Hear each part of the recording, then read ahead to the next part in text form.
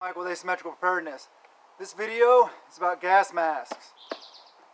This one in particular is an M50 joint service general purpose mask, something like that. I forget the actual terminology, I don't care. M50 gas masks. I think you guys are well aware of why you'd want to have a gas mask nowadays. With all this rioting and looting and stuff going on, and any kind of threat, any kind of biological threat, CBRN, or not, I was saying, CBRN, chemical, biological, radiological threats. This is what gas masks are for. Different ones have different levels of protection, stuff like that. So this mask is the M50. As you can see, it's in a nice little leg carrier here. So I will, let me see, adjust, or I'll show you how it opens. There's a little tab right here. You just pull it open and pull it out. First off, what I'm going to show you, here I'll adjust the camera a little bit. First I'm going to show you is these are the canisters. You know, nice and sealed, airtight. If they're not airtight, throw them away because they're already soaking up, you know, whatever contaminants, and so their life is over.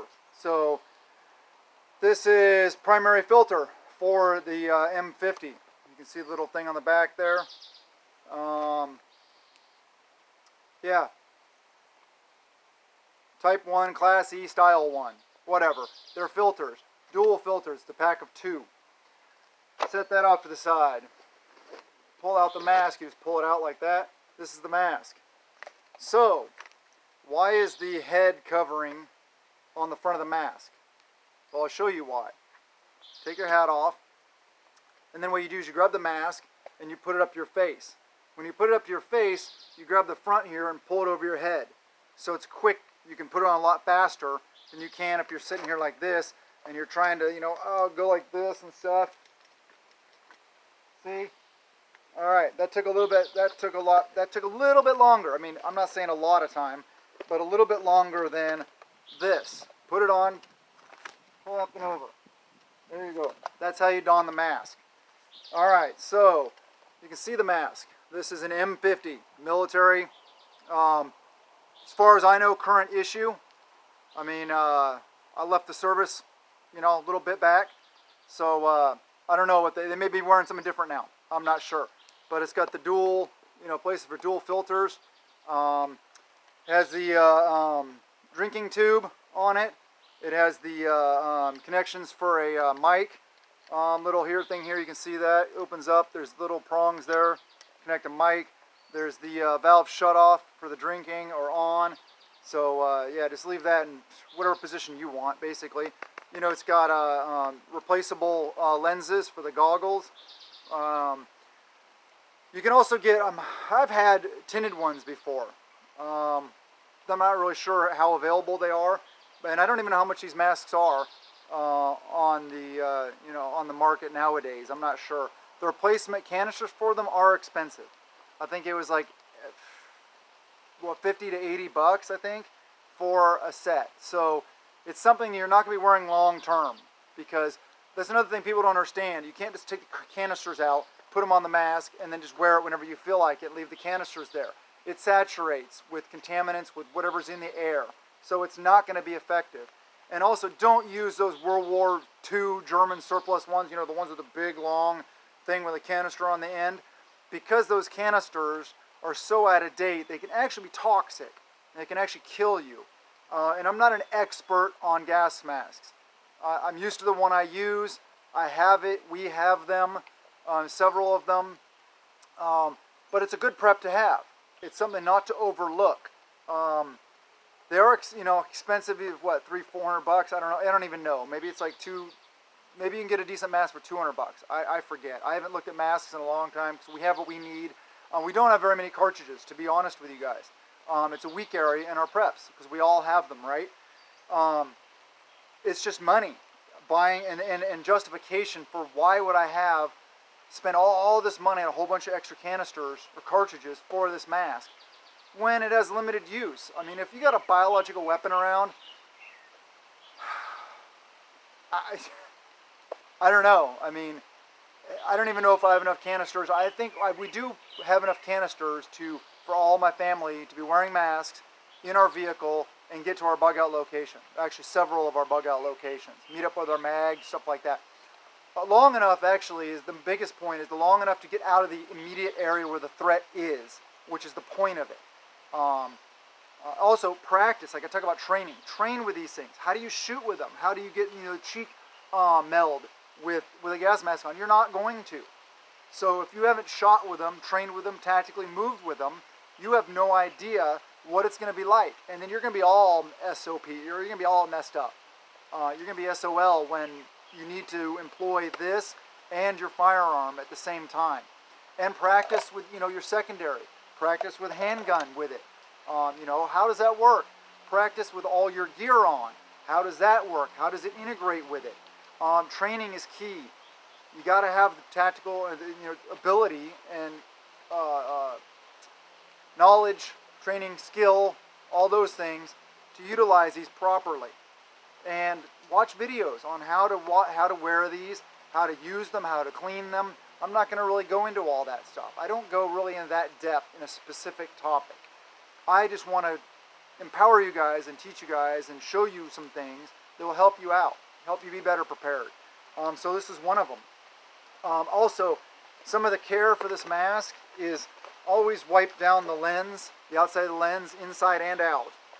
Wipe down all the inside in between use with like iodine, betadine, something like that. Rubbing alcohol, anything.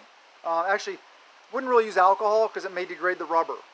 But use some kind of solution like betadine or iodine. That works really well. And you can see inside here, I'll show you, see that right there? That's the drinking tube. That's so you can hook it up to your canteen or whatever it is and drink through your mask. Because obviously you can't just take your mask off in a contaminated environment to take a drink. And you got to drink. So, and then also the drinking tube, how does it work with the systems you have? With your bladder? Does it work with your canteens? Does it work with what you have? It's got to integrate together. You got to try this stuff. You got to test it. You got to use it all together. So here I'll just do a quick little, show of the inside of the mask. Take care of them. See, mine's in really nice condition, although I use it a lot. So I train with it a lot, stuff like that. Also these valves. Keep these valves nice and pliable. See, they're just a soft rubber. Make sure you take care of them. Order extra ones because they can degrade or get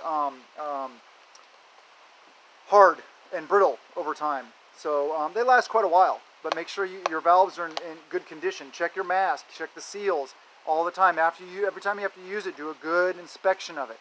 Anytime before you're going to go out and you have it on you, do a full inspection of it. Make sure that everything's good. Make sure that everything's solid. Put it up to your face. I won't do it because I can't talk to you. Put it up to your face, hold it on, and then try to breathe. It should suck to your face. If it doesn't suck to your face, then there's not a proper seal. And yes, there is issues with facial hair. So, if you're going to be wearing one of these, you may want to think about that. I get a good seal in this still, because I don't keep my beard long. I keep it fairly short. It's a little bit longer. I need to trim it right now. So I still can get a good seal. So, think about that.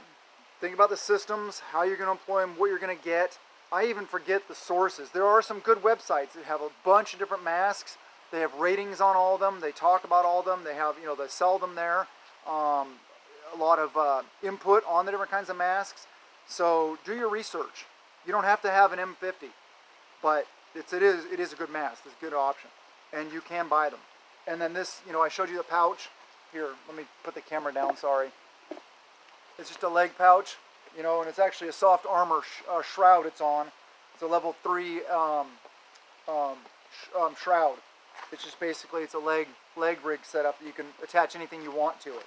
But it's just a little pouch, and I'll show you how it goes in. You just kind of shove it in like this. It has like a bungee enclosure here at the top. Kind of a pain to get in sometimes because they snag up on stuff. There we go. And it just sits in like that. Then you take the filter. I always put the softer end, not the extra end in first. Slide it in behind the mask. Grab the pouch. Shove it all nice and tight in there. And then close it.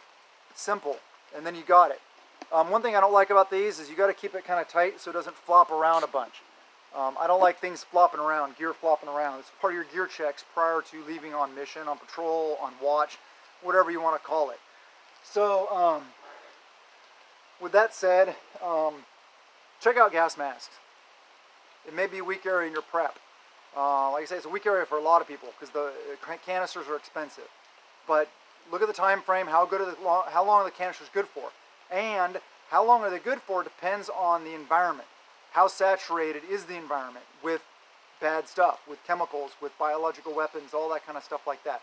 So they may last a lot shorter period of time. They'll give you it'll say on the packaging and stuff like that the periods of time, and they'll probably give you some saturation numbers, something like that. But basically, look at the time frame. Say, okay, it's good from anywhere from 2 hours to 8 hours, or 4 hours to 12 hours, whatever it is. Pay attention to that and remember that. Set your watch, set an alarm on your watch or something like that. Give you 20 minutes, half hour extra time so you can get new cartridges in. And those little seals, when you take the cartridge off, just don't breathe out. That's all you got to do. You get the new cartridge ready. You unhook the one, you take it off, you pop it in, you put it on, then you can breathe. Then what you do is you do the same thing the other side. Just don't breathe out, because that little rubber thing I showed you about, the little flapper valve, will open up and contaminants can get in. So just hold your breath while you swap it out really quick. It's simple. It's easy peasy, people. But it's good prep to have. Just wanted to throw that out there and show you guys that. Prep a little bit a day, prep it a peace of mind out of fear, and work on your fitness. Fitness is key. To be able to do the things, you got to be fit. So I love you guys, and blessings to you and yours.